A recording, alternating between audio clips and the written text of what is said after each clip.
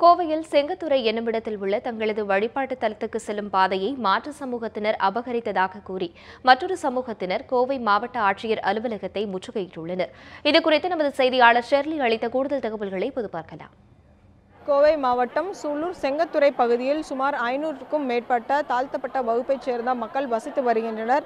அவர்களுடைய குலதெய்வ கோயிலானது அதே பகுதியில் அமைந்துள்ளது. அந்த கோயிலுக்கு செல்லக்கூடிய வழியை கடந்த 6 மாதங்களாக அதே பகுதியைச் சேர்ந்த சில மாற்று சமூகத்தினர் அந்த வழியை மறைத்து வந்ததாக குற்றச்சாட்டு எழுந்து வந்தது.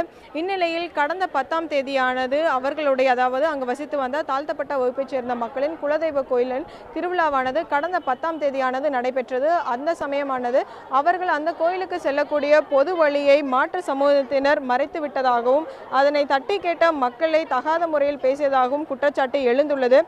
குறிப்பாக இந்த தாழ்த்தப்பட்ட வகுப்பைச் சேர்ந்த மக்களை தரைக்குறைவாக பேசியும் அவர்களை ஜாதியின் பெயரை சொல்லி திட்டியதன் காரணமாக அதாவது மற்ற சமூகத்தின் மீது நடவடிக்கை எடுக்க வேண்டும் என வலியுறுத்தி இன்று சுமார் 500க்கும் மேற்பட்ட சூலூர் செங்கத்துறை பகுதியைச் சேர்ந்த மக்கள் இன்று கோவை மாவட்ட ஆட்சியர் அலுவலகத்தை முற்றுகையிட்டுள்ளனர்.